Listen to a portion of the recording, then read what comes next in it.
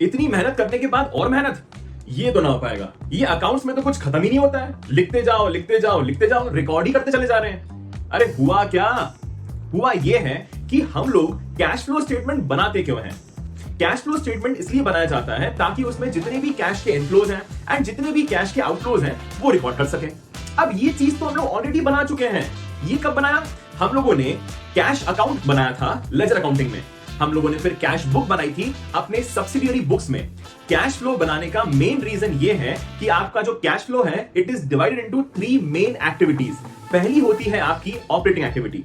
Operating activity deals with the main core business operations. जो भी आपका मेन बिजनेस है वहां से जितना भी कैश आ रहा है या कैश जा रहा है वही सब चीजें रिकॉर्ड की जाती हैं। नेक्स्ट आता है आपका इन्वेस्टिंग एक्टिविटी। जितना भी अमाउंट इन्वेस्ट किया गया है in the form of land, building, machine, furniture, जितना भी कैश का इनफ्लो एंड आउटफ्लो हो रहा है regarding the non current assets, वो सब जाता है आपका इन्वेस्टिंग एक्टिविटी में।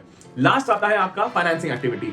जहां जहां से आपने फाइनेंसेस ऑब्टेन किए हैं, जैसे कि पहली होती है शेयर कैपिटल। आप शेयर्स इशू करके पैसे ले लेते हो या तो आप लोन से पैसा ले सकते हो। तो जितना भी आपका कैश का इनफ्लो एंड आउटफ्लो होगा लोन लेने और वापस करने में, ये जाता है आपका फाइनेंसिंग एक्टिविटी में।